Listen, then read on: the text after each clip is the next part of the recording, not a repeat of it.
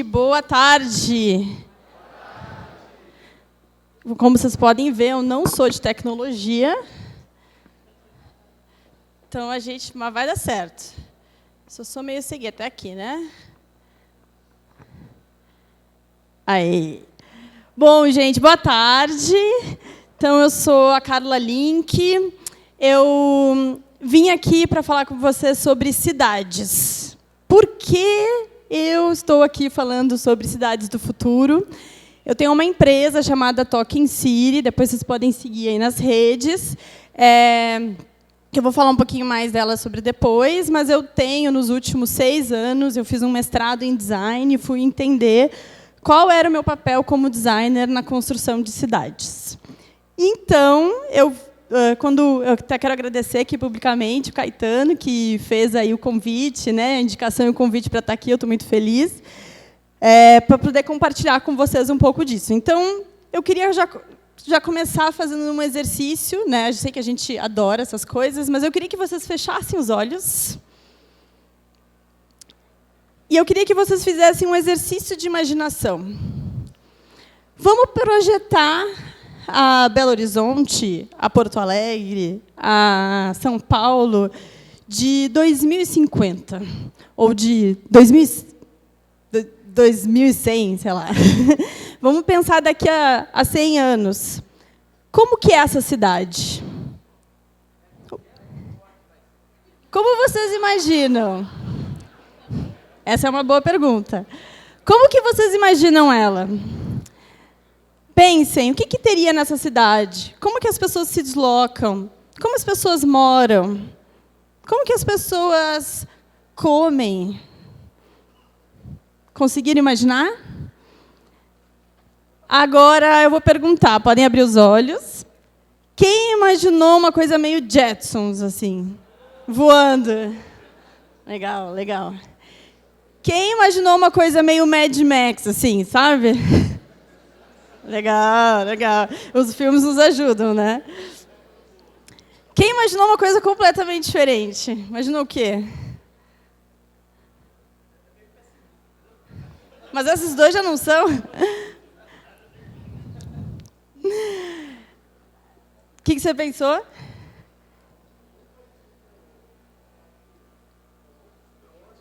Muitos drones.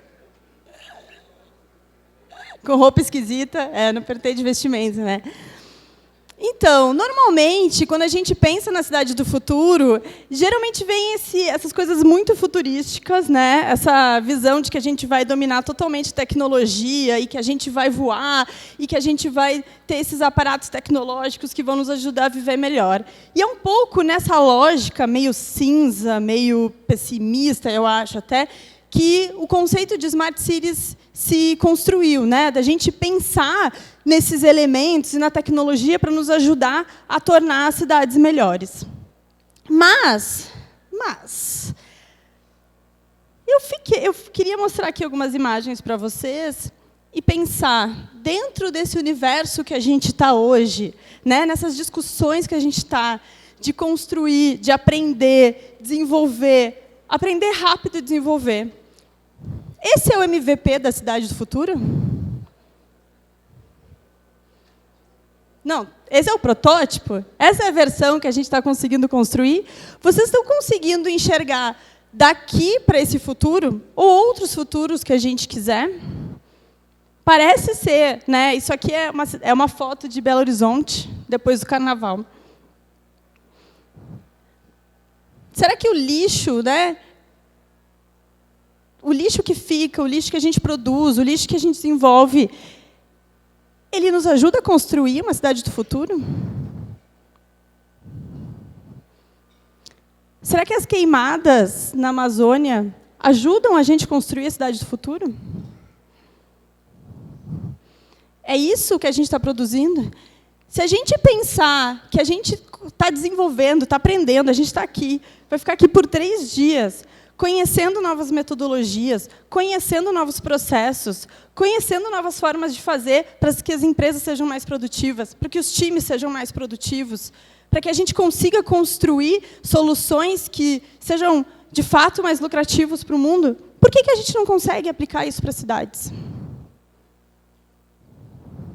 Vocês já pararam para se perguntar disso? Se a gente usasse 1% dessa energia que a gente colocou aqui para fazer nossas empresas lucrarem mais, fazerem nossos times produzirem mais, será que nas cidades, qual seria o impacto disso? Porque quem é responsável? Quem é responsável pelo metrô lotado? Quem é responsável pelo lixo no chão? Quem é responsável pelas queimadas? Quem que passa na cabeça de vocês? Não é retórica essa pergunta. Quem é responsável? Nós somos. Mas, normalmente, a gente nem se relaciona. Porque, na nossa cabeça, isso é coisa do governo, certo? É ele. Opa, pode falar palavrão? Já foi, né? Já era. Né? Eu pago meus impostos, eu tenho que trabalhar 1 milhão de horas, eu gosto do que eu faço, mas eu tenho que trabalhar um monte, eu pago um monte de impostos. E os caras ficam lá. A gente sabe que tem uma roubalheira do cão, né? Então, assim, eles não deviam ser mais eficientes? Será que a gente não tinha que fazer um Lean Inception lá neles, para ver se a gente consegue melhor produzir isso melhor? Mas a verdade é que, se a gente pensar, de novo, numa lógica de empresa, a gente ouviu vários exemplos aqui, porque eu estou desde ontem assistindo as palestras, a gente viu vários exemplos de empresas que têm uma área de tecnologia desenvolvida, mas, sozinha, a área de TI não faz nada. Eu preciso que toda a empresa tenha cultura ágil para que, de fato, eu consiga ter resultados, certo? Por que, nas cidades, isso seria diferente? Então, eu não quero tirar aqui a responsabilidade do governo de fazer isso, mas eu quero que a gente comece a pensar que nós não somos apenas usuários do sistema. A gente também é recurso. A gente também faz parte, assim como as nossas escolhas, para a construção desse caos. Se eu escolho sair de casa às 5 horas da tarde para pegar o metrô da Sé, em São Paulo, eu estou contribuindo para o caos. E aí vocês podem dizer, mas, Carla, tem uma reunião. Sério? Em 2019, será que a gente não consegue pensar em algumas alternativas para a gente trabalhar remoto no dia de chuva, para não precisar contribuir com as pessoas que ficam mais loucas, né? Não sei como vocês repararam, mas dia de chuva parece que acontece alguma coisa atmosférica, que as pessoas ficam doidas. Será que eu preciso, né, contribuir para esse caos? Então, a gente precisa se ver como recurso desse sistema. E que as nossas escolhas diárias, elas ajudam a gente a projetar essa cidade do presente e essa cidade do futuro. Não só a gente. Os recursos naturais, a gente chama assim, né? Os recursos naturais, eles não são só recursos. Eles também são usuários. Eles também são usuários desse sistema e eles também precisam ser beneficiados pelo sistema. Então, a gente também não pode mais olhar para os recursos que a gente tem no planeta como se eles fossem a bangu dos nossos desejos. Nada nessa vida em excesso funciona. Eu não sei se vocês trabalham horas demais, vocês se esgotam. Coitada das árvores lá, tentando transformar o CO2 lá na gente, tentando trazer oxigênio para a gente com essa bagunça que a gente está fazendo. Vocês acham isso certo? Vocês acham isso certo? Isso aqui é a Cantareira, em São Paulo. Há 4 anos atrás, quando ela chegou no volume 2. Isso é, no volume morto 2. Ela estava abaixo do possível. Isso aqui é a Mariana. Só para dar alguns exemplos do que a gente está fazendo. As nossas escolhas de projeto, as nossas escolhas de desenvolvimento, elas levam a isso. Isso é ser ágil? Isso é ser inteligente? Isso é ser mais eficiente? Isso é o MVP do futuro que a gente quer? Só para não ficar no pessimismo, eu trouxe aqui algumas coisas que o que me interessa nessa minha pesquisa e no meu desenvolvimento de projeto é pensar, beleza, eu não posso ficar alimentando a culpa, mas o que a gente pode fazer, então, para conseguir chegar em algum lugar melhor? E eu pirei, gente, faz assim, ó, uns 3 meses que eu... Mentira, 2 meses que eu estou viciada nesse livro, da Economia Dunnett, que é de uma inglesa. E ela, o que ela fez? Ela começou a buscar alternativas para a lógica do PIB, né, que o PIB hoje ele só avalia a produtividade econômica, e ela começou a olhar para os recursos como uma maneira da gente conseguir, de alguma forma, a gente entender onde está o limite dos usos desse recurso. Então, o que ela faz é olhar o que a gente precisa desenvolver. Então, quais são os problemas de moradia, de alimentação, que a gente precisa resolver num país? Isso aqui é a análise de um país. E que, no caso, se eu não me engano... não, eu trouxe o Brasil depois. E quais são onde está o limite? Onde que a gente pode usar esses recursos? No caso do país, já tem alguns recursos ali que foram usados ao seu máximo.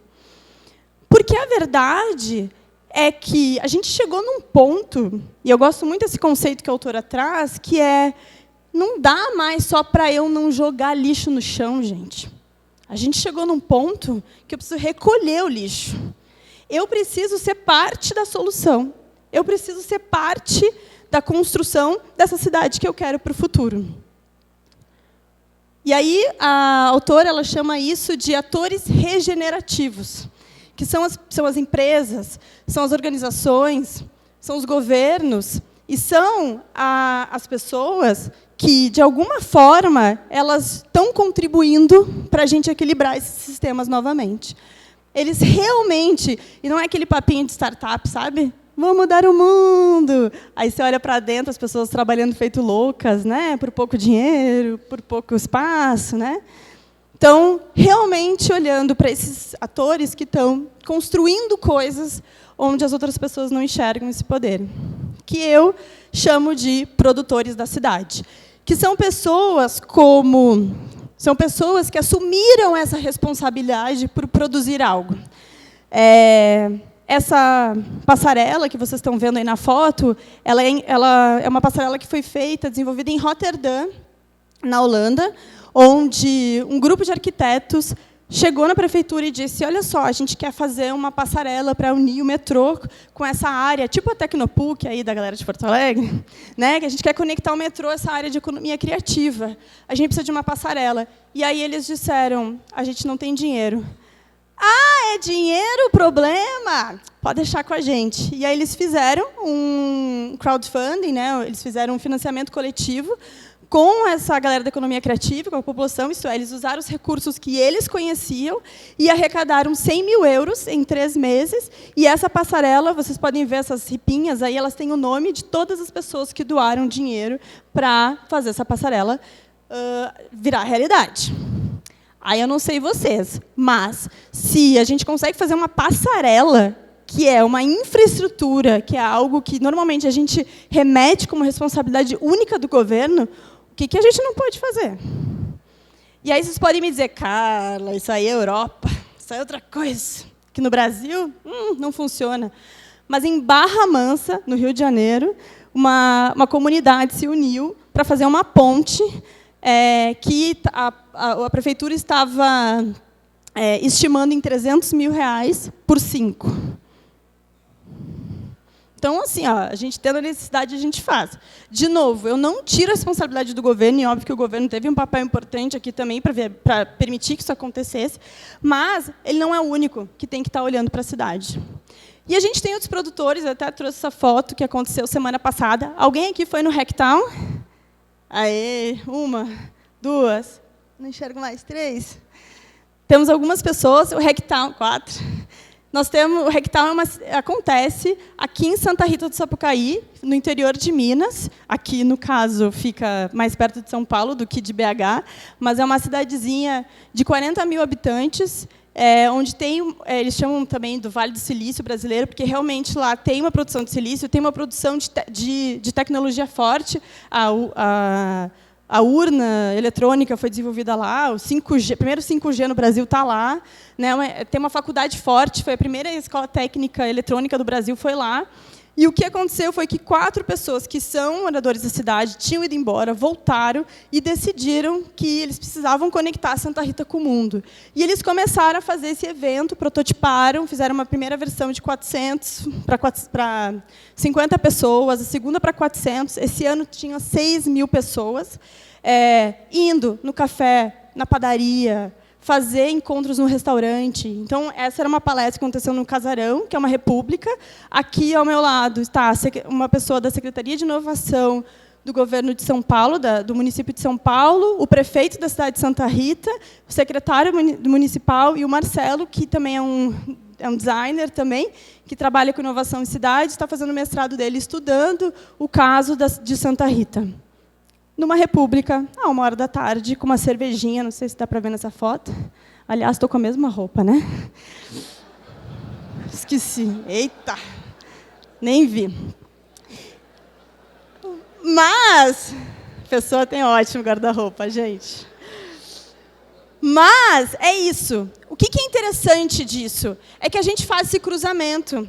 As pessoas que estão lá em Santa Rita, na pizzaria, ouvindo a conversa, ela está ouvindo que a gente acha importante o que eles estão desenvolvendo. E a cidade está crescendo, a cidade está se estimulando, né, a partir dessas trocas, a partir do que acontece, dessas trocas que acontecem lá. Assim como o Serenata de Amor. Quem conhece Serenata? Gente, Serenata é meu xodozinho, que maravilha. Eu amo esse projeto. Esse projeto, o que eles fizeram? Eles construíram um robô, que é a Rose, né, para olhar os gastos públicos dos deputados, e o robô acha incoerências, do tipo, o deputado foi e pediu uma nota de reembolso em Natal e São Paulo na mesma noite. Ou uma cervejinha em Londres, assim, sabe, que custou, tipo, R$100. Coisas que não podem. E aí, o robô vai lá e diz, tem algo errado, tem um grupo de voluntários que olha essa inconsistência e tuita, e fala assim, achamos essa inconsistência aqui. Só que o que eles fazem? Eles não tuitam na página do deputado, eles deixam que as pessoas façam isso. Então, a pessoa vai lá e diz assim, seu filho da puta, o que você está fazendo meu dinheiro? Ou... Senhor excelentíssimo, acho que houve um engano aqui, né, nas suas contas. E o que eu estava conversando com o Leandro, que é um dos criadores, ele disse que uma das coisas que mais acontece é que tem muito deputado super honesto, mas os assessores são muito burros, sabe? Muito atrapalhados, erram assim muito.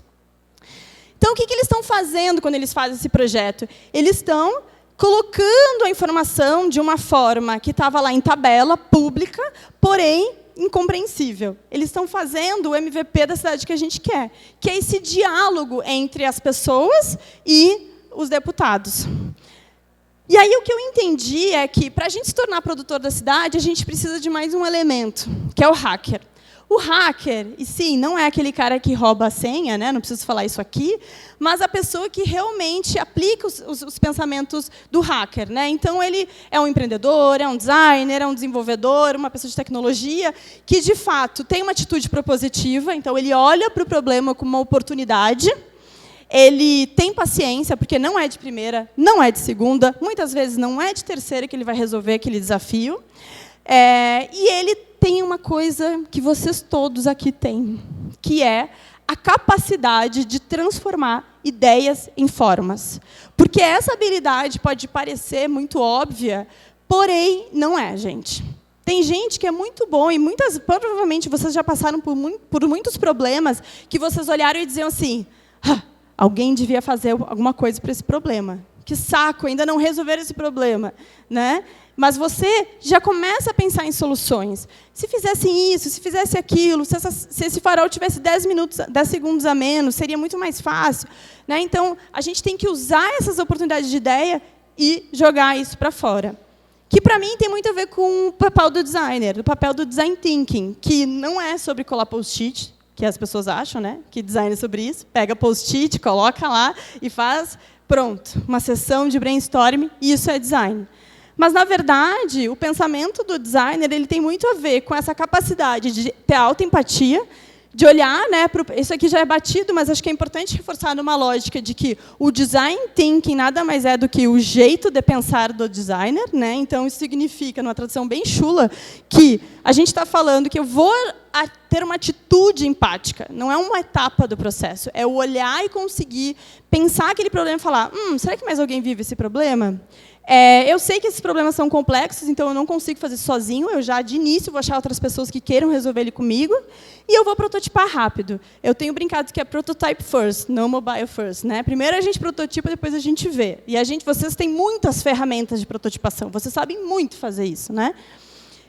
E a boa notícia é que isso também acontece no governo. Existem os hackers de governo, porque o hacker ele é essa pessoa, esse produtor, essa pessoa que consegue fazer a conexão entre o governo, né, e as pessoas que estão lá vendo Faustão. Ou a gente, que está lá no Netflix, né? Sem fazer muita coisa. Então, ele consegue puxar e fazer com que os dois se sintam responsáveis. E, no governo, a gente tem vários exemplos, como o Code for America, nos Estados Unidos, que colocam hackers dentro do governo.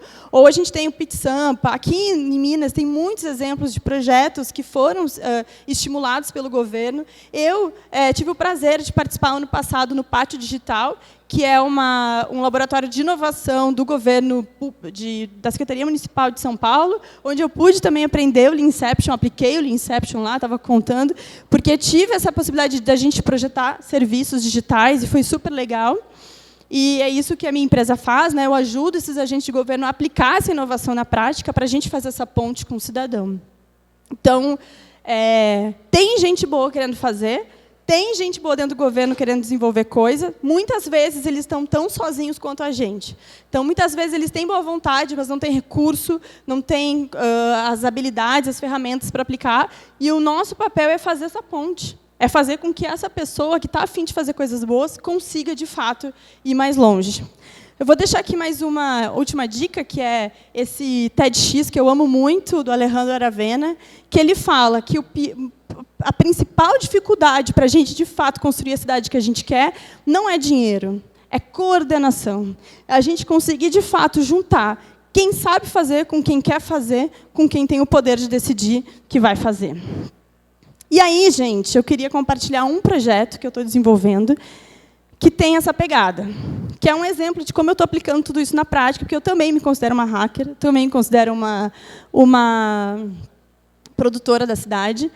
E eu estava muito incomodado com alguns números. Eu queria pedir, antes de continuar o assunto e falar, eu queria que vocês fechassem os olhos mais uma vez. Eu vou passar um áudio. Eu queria que vocês ouvissem e depois me contassem. Como vocês se sentiram? Prestem atenção.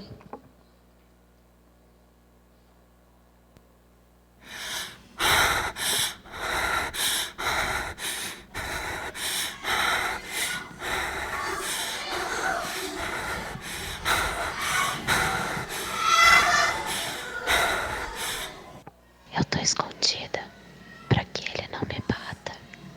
Ele tirou a minha liberdade. Eu não podia fazer nada sozinha. Amigos me falavam que ele não me tratava bem, mas eu achava que era implicância deles. Eu achava que se eu deixasse ele, ninguém mais iria gostar de mim. Mesmo depois de me bater várias vezes, eu ainda perdoei ele. Eu estava sempre errada. Sempre acabava duvidando de mim mesma. Ele sempre foi muito ciumento, mas com o tempo passou a ser doentio.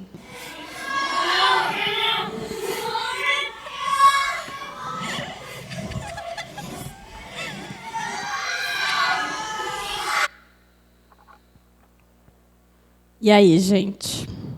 Como foi ouvir essas frases? Horrível. O que mais? Quero ouvir de homens. Temos muitos. Assustador. Tenso. Triste.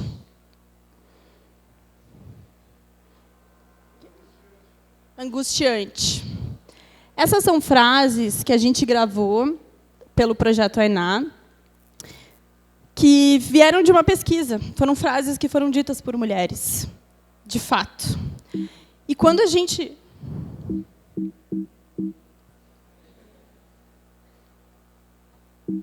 Não? Onde está você? Aqui. Quando a gente pensa que mulher é essa que está falando, normalmente a gente vai pensar...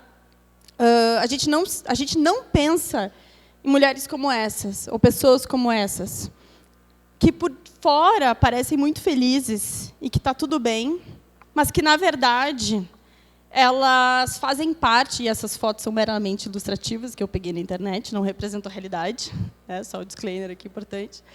Elas representam números como esse, de que 9% das mulheres já sofreram algum tipo de agressão física.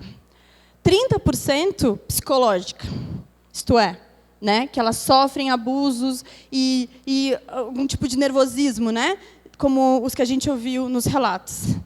E que hoje 78% dos casos de mulheres que foram mortas foram por seus companheiros no Brasil.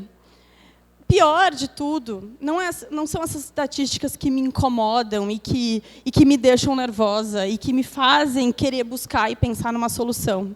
O pior é que 52% das mulheres que já passaram por algum tipo de problema como esse não falaram nada para ninguém. Nem para a tia, nem para papagaio, nem para o avô, nem para a polícia, nem para uma amiga, nem para a mãe, nem para ninguém. Então, a gente tem 1 em cada 3 mulheres sofreu algum tipo de agressão, sendo que a maioria delas não falou nada para ninguém. Isso me incomoda. Isso me tira o sono. Isso faz com que eu pense como que a gente vai chegar numa cidade do futuro desejada, sonhada, que eu quero, com estatísticas como essa, em 2019.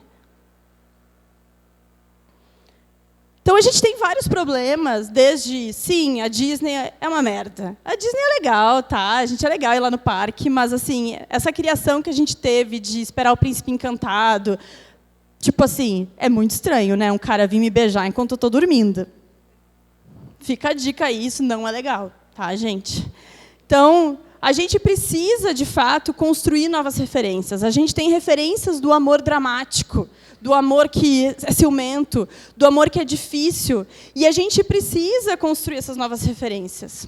A gente tem uma discussão, discute pouco sobre nossos sentimentos. E a gente tem visto agora alguns tipos de conteúdos, como o The Mask You Live In, que está disponível no Netflix, e O Silêncio dos Homens, que está disponível no YouTube de graça, aberto para assistirem, sobre os sentimentos dos homens, mas nós, mulheres, também não discutimos sobre inteligência emocional, não discutimos sobre o que a gente gosta, o que a gente não gosta, sobre o que faz bem e o que não faz bem para a gente. E pior de tudo, é que a gente tem uma máxima aqui no Brasil, que briga entre marido e mulher, não se mete a colher. Não, gente, a gente tem que meter. Com essas estatísticas, a gente precisa, sim, começar a falar sobre isso. Não é um problema dos dois, porque, normalmente, o casal não reconhece que está num relacionamento que não é saudável. Então, não é só sobre a mulher, é sobre o homem também. Né? Um relacionamento abusivo, disse a delegada de polícia de Porto Alegre, da Delegacia de Mulher, não é saudável para nenhum dos dois. Os dois vivem um risco. Os dois vivem um risco. Né? E aqui eu só estou falando em homem e mulher, mas, na verdade, a gente tem todas, né, as múltiplas formas de amor que existem hoje. Então, quem reconhece, né, são os amigos, são as pessoas que estão no entorno, é você que está vendo a sua tia, a sua mãe, todas elas entram nessa conta. Né? E a gente reconhecer é diferente de agir. Então, muitas vezes, eu me dou conta que eu estou com um problema, mas eu não consigo agir. Né? Eu chego para minha amiguinha e digo, olha só, tu está num relacionamento abusivo, tá? E aí, o que ela faz? O que eu faço com isso? Eu dependo dele. O que eu faço com essa informação? Né? Então, a gente precisa estar mais ciente desses direitos e das possibilidades que a gente tem para fazer. Então, o que eu fiz com esse projeto? Né? Eu me juntei com outros empreendedores e a gente foi entender como que eu posso usar as minhas habilidades de pesquisadora, de designer, né, de facilitadora de processos colaborativos para a gente melhorar essa conversa e entender melhor o que nós podemos fazer para essa cidade do futuro não continuar perpetuando esses relacionamentos do passado. Porque a verdade é que, quando a gente olha para as tendências que foram mapeadas na década de 50, os Jetsons, por exemplo, são um ótimo exemplo disso. Que, por mais que a gente tivesse aviões, carros voadores, uma máquina que fazia todos os alimentos, a gente ainda tinha uma mulher empregada e uma dona de casa. Então, a gente tem que começar a falar sobre os papéis que a gente quer nessas novas cidades do futuro. Não adianta eu ter todas as tecnologias se eu continuar reproduzindo esses comportamentos antigos do passado. A gente continuar olhando para as pessoas como recurso e não como usuárias. Então, a gente fez uma pesquisa, a gente viu que a maioria das mulheres já sofreu algum tipo de relacionamento com o seu parceiro, um relacionamento abusivo com o seu parceiro. Existem vários tipos de violência, destaque para a violência realmente da violência psicológica, obrigada. Mas também tem a patrimonial, também tem a sexual, porque, sim, é diferente do que a filha do Silvio Santos falou, a mulher não é obrigada, tá, gente? Se ela não está afim. E também tem a difamação de imagem. E o que a gente percebeu, e aqui que eu trago muito a minha habilidade como designer de conseguir construir essas histórias, é que a gente percebeu que as histórias elas podem ser únicas, mas o padrão é o mesmo. E a gente tem uma jornada da violência que acontece todas as vezes. Da mulher que ela, desde lá do Tinder, depois que a gente conversa, depois que a mulher toma consciência, desde lá do Tinder, ela consegue ver o cara, porque a gente só falou mais com mulheres, então eu vou trazer dessa perspectiva, enchendo o saco dela, já sendo possessivo, já sendo ciumento. E que, muitas vezes, inicialmente, a gente começa como príncipe encantado, né? Muitas vezes a mulher já vem de vários relacionamentos abusivos, então ela começa tudo muito rápido, as pessoas se jogam muito rápido, começam a morar juntas, assim, tipo, muito rápido, isso se reproduziu muito, né? De repente, ele é a pessoa que você esperava na sua vida. E não começa com um tapa na cara. Ele começa devagar, com sinais que são socialmente aceitáveis. Aquele ciúminho, aquele controle, aquela olhada na mensagem que um amigo mandou e...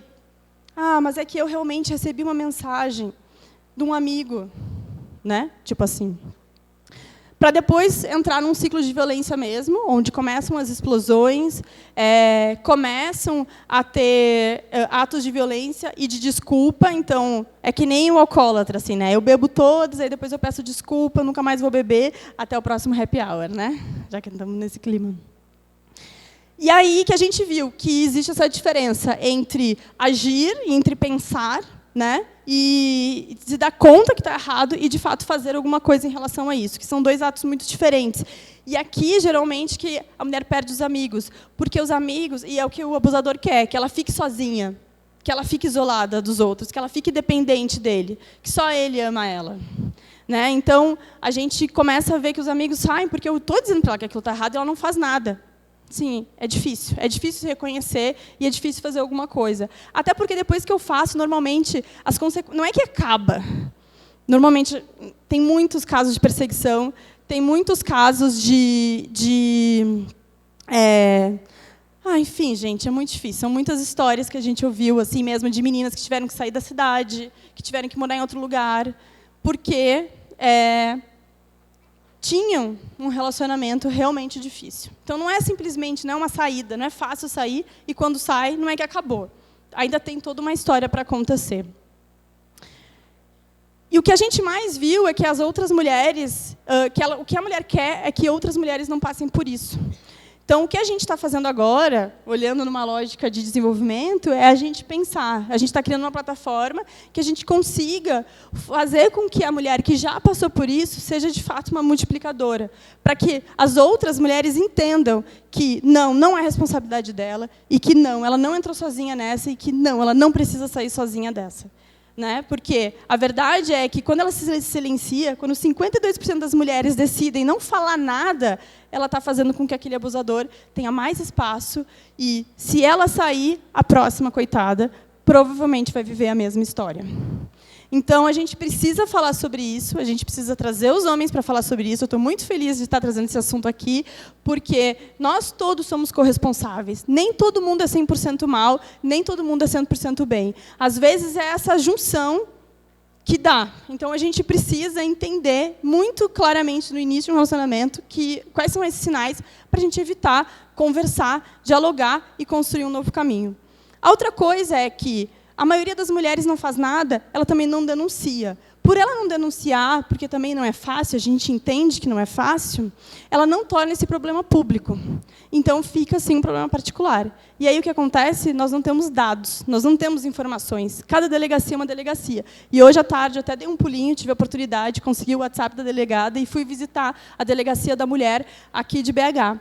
Porque é assim, né, gente? A gente tem que usar toda a oportunidade de melhoria do projeto. Então, como esse é um trabalho totalmente voluntário nosso, desse grupo do AINA, a gente está desenvolvendo isso há 3 anos, esse estudo, e usando essas informações para a gente entender o que nós podemos fazer para ajudar esse sistema, né, esses serviços a serem melhores. E o que a gente viu é isso, cada delegacia é uma delegacia, cada um usa um parâmetro diferente. Então, a gente não tem dados no Brasil hoje que, de fato, falem sobre a real situação. A gente tem alguns indícios, mas a gente não sabe, de fato, o que está acontecendo com isso.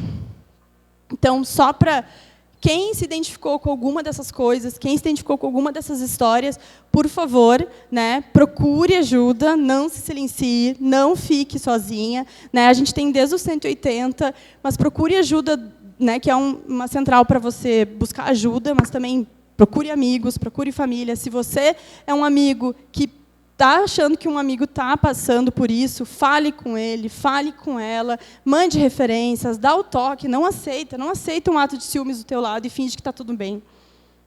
Fala, não é legal, não dá uma risadinha, sabe?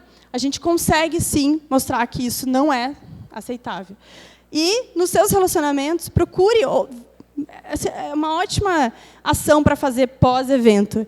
Chama a namorada, vamos assistir esses filmes juntos, esses documentários, vamos falar sobre o que é um bom relacionamento para mim, que a gente tem pouca referência do que é um bom relacionamento. A gente precisa falar mais sobre isso, a gente precisa ajudar mais também quem está fora, não desistir.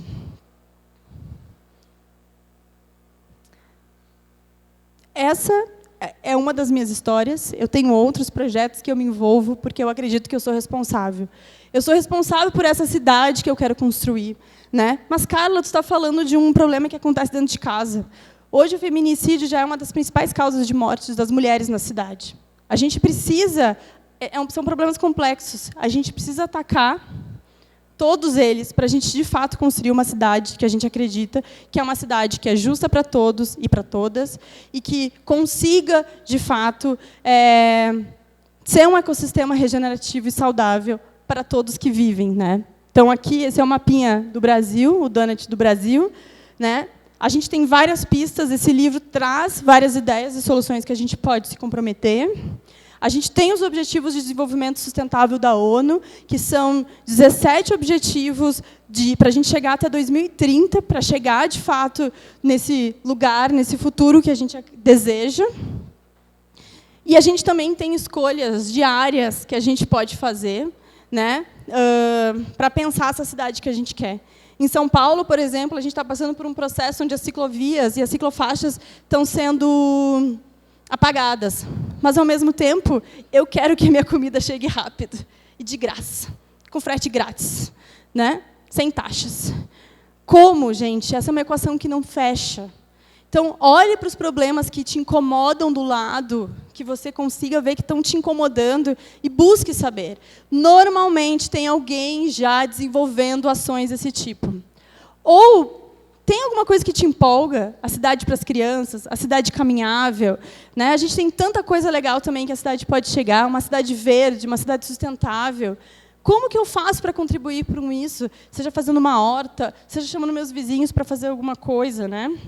Então, não olhe só para o lado ruim. Olhe para as coisas boas que a cidade tem e pense o que eu posso fazer para essa cidade ser melhor. Então, o meu convite com essa conversa era a gente chegar nesse lugar. Vamos construir esse MVP, vamos pensar nessa cidade que a gente quer e mostrar para ela o que afinal, que merda que eu estou fazendo nessa cidade? Por que eu mereço estar nessa cidade e ser parte dela? Tá bom, gente? Então, é isso.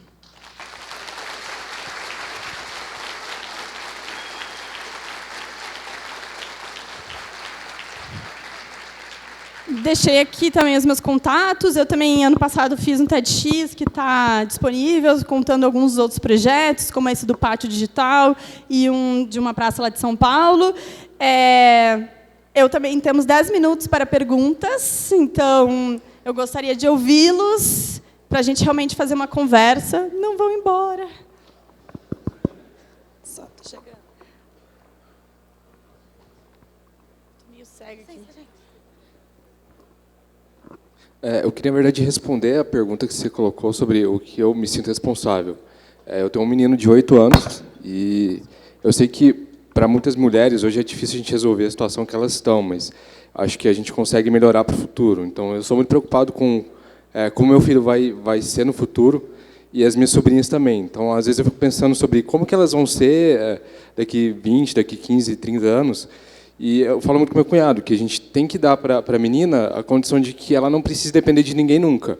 Porque me parece que essa, muitas vezes, é a raiz do problema. A mulher se sente dependente do homem financeiramente e o homem se sente dependente da mulher em questão de afeto. E vai criando um ciclo vicioso em que vai virando uma tragédia sempre, né? Então, eu me preocupo muito com isso, que meu filho seja autossuficiente, não só que ele seja um homem capaz de chegar em casa e lavar a própria roupa e fazer a própria comida e se virar, e que a mulher também ela não olhe para o cara, eu penso nisso também em relação à minha esposa, que ela não olhe para mim e pense, olha, eu tenho que ficar com esse cara porque eu preciso dele para me sustentar, mas que se um dia, sei lá, se eu morrer ou acontecer alguma coisa, ela possa viver e não precisar de alguém que vá sustentar ela. Então, acho que essa é uma preocupação que a gente, como pai, deve ter na forma como a gente cria os nossos filhos, né? Que eles sejam pessoas autossuficientes e, quando elas têm um relacionamento com alguém, que seja para agregar, não para sugar. Muito bem. Legal. Que tem a ver com a Disney, né? Eu sinto muito que esse papel que a gente se coloca também, né, de achar um amor único para o resto da vida, gera um peso, uma necessidade que acho que contribui para esse ciclo vicioso. Eu tenho para colaborar também, para somar, assim. Ligado nessa parte financeira, eu vi que você mostrou que muitas mulheres não conseguem sair de relacionamentos abusivos por causa de dependências, principalmente financeiras, né? Uma coisa que a gente faz nos encontros de mulheres que eu participo é constantemente compartilhar sobre independência financeira para mulheres. Essa é a parte que eu faço, porque eu gosto das planilhas, né? E projeções. Então, eu sento com todas as mulheres para a gente sentar e ver quanto que a pessoa ganha, porque a gente é ensinada que dinheiro é sujo, que mulher gosta de comprar sapato, né? E tem todas essas coisas que são colocadas na nossa cabeça que fazem a gente refém também.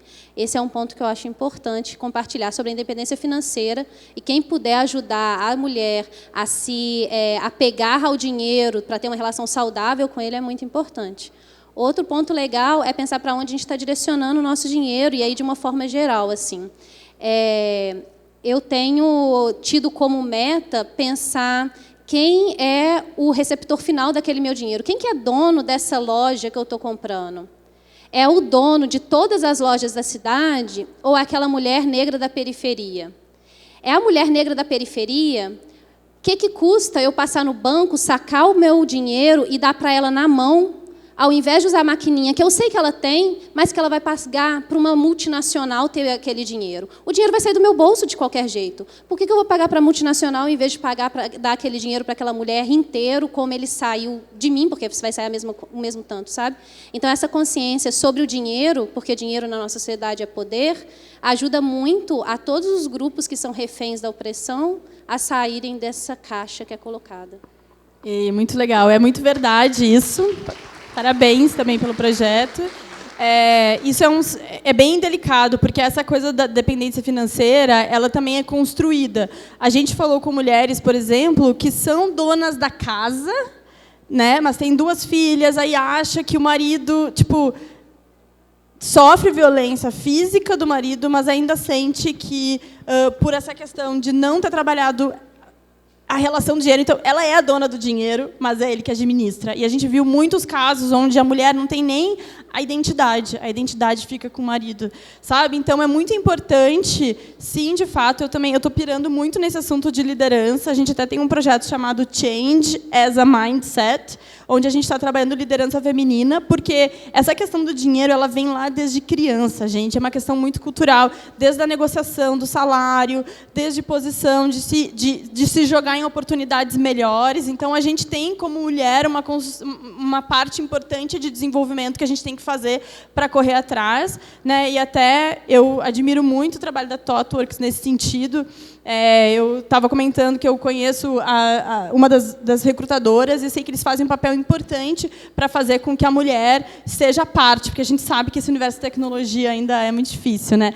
Como, por exemplo, por mais que o evento super tenha esse olhar de ter 30% de mulheres, né, e 50% de novatos, como o Vinícius estava me contando, eu ainda fui a única keynote mulher, né? Eu sei que teve tentativas, mas, de novo, é parte da mulher aceitar estar no palco, porque muitas vezes a gente também não aceita. Então, a gente precisa, sim, entender o nosso papel. A gente não precisa esperar a referência do outro, e a gente não precisa esperar que o outro nos diga que a gente merece esse lugar. A gente tem que se colocar nesses lugares, e é por isso que eu sempre aceito qualquer palestra que me chamam, principalmente quando eu sei que a maioria que tem é homem, para a gente se colocar e estar participando junto, que não é o caso daqui, mas é isso, né? A gente tem que estar presente, tem que se colocar.